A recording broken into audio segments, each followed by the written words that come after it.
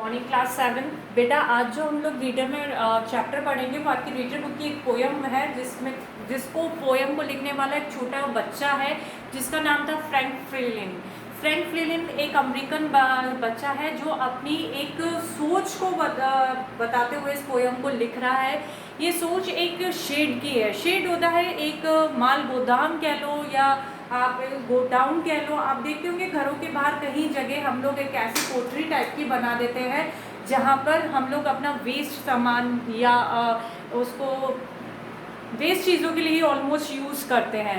तो ऐसा ही एक शेड उसके घर के बाहर था जिसको देखकर वो हमेशा जो विचार उसके मन में आते थे वो इस पोयम में उस बच्चे ने लिखे। तो चलिए अपन स्टार्ट करते हैं। आप सब अपनी बुक ओपन करिए और इस पोयम को ध्यान से सुनिए। The shed written by the Frank Flint.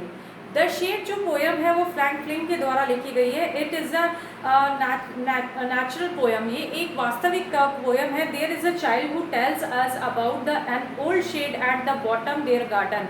ये कविता बच्चे की है जिसने एक वास्तविक पोयम लिखी अपने खुद के विचारों पर कि उनके गार्डन में एक पुराना सा शेड था। He was never born in that the shed and does not know what is there inside। कभी कोई उस गोडाउन में जाता नहीं था शेड में और ना वो जानता था कि उसके अंदर क्या है। He always wondered about it। वो हमेशा उसको लेकर आश्चर्यचकित रहता था। It has the rusty things and the cracks in the wind। It's a dusty old windows as cracked panes of glass through which the child feels that someone stared at him। बहुत पुराना shade होने की वजह से क्या था बच्चों, उस पूरे शेड में दरारें आई हुई थी और हवा से उसकी कई खिड़कियों के कांच टूटे हुए थे। उसकी कुंडियों पे जंग लगे हुए थे। तो हवा से वो क्या करते थे, अजीब अजीब आवाज़ें निकालता था। मतलब जो दरवाजे पुराने जंग लगे हुए होते थे, कांच टूटी हुई खिड़कियाँ, जब उसमें से हवा गुजरती थी तो एक अजीब सा साउंड बाहर आता था और उस बच्चे को हमेशा ऐसा लगता था कि उस टूटी हुई खिड़की में से कोई उसको देख रहा है। His brother tell him the stories of the ghost who live in the shade। उसका भाई हमेशा उसको एक कहानी सुनाते था कि इस शेड में एक भूत रहता है। However the child debuted him। The child feel that his brothers tell him the just keep him away from the shade। वह जानता था कि उसका भाई ऐसा अगर कहानी सुना रहा है तो उसके पीछे कारण ये है कि वो शेड से दूर रहे। He thinks that his brother has kept the shade as a secret den। और वह मानता था कि भाई ऐसी कहानी सुनाकर वो उसके लिए एक सीक्रेट बनाए रखना चाहता है कि ताकि वो उसके अंदर ना जाए, हमेशा डर के रहे। The child noticed that now no one is staring at him। The making a strange noise and spider is also not there anymore।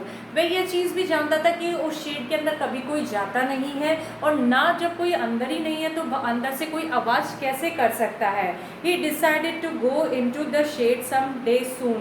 उसने निर्णय लिया कि जल्द ही वो एक दिन इस शेड के अंदर जाएगा।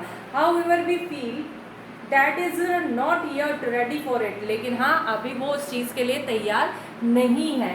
तो देखिए एक छोटे से बच्चे की कैसे अपनी मनोभावना है कि वो एक शेड को लेकर उसके अंदर जो विचार चल रहे हैं। अक्सर ऐसा सबके साथ होता है। अगर हम किसी के बारे में कुछ सुन लेते हैं तो वो कहीं ना कहीं हमारे दिमाग में बातें चलती रहती है।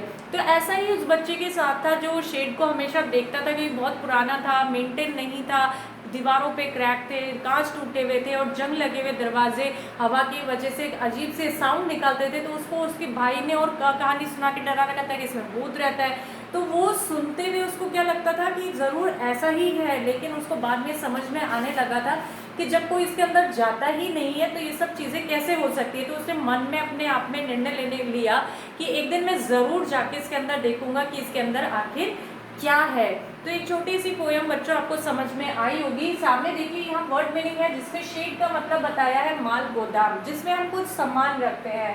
बॉटम यानी तल यानी नीचे का हिस्सा, रेस्टी यानी जंग लगे हुए, डस्टी यानी धूल जमी हुई, क्रैक यानी दरारें जो दीवारों पे आती है, दरवाजों पे आती है, गोस्ट यानी भूत, पीक यानी झांकना और डेन यानी छिपने का स्थान।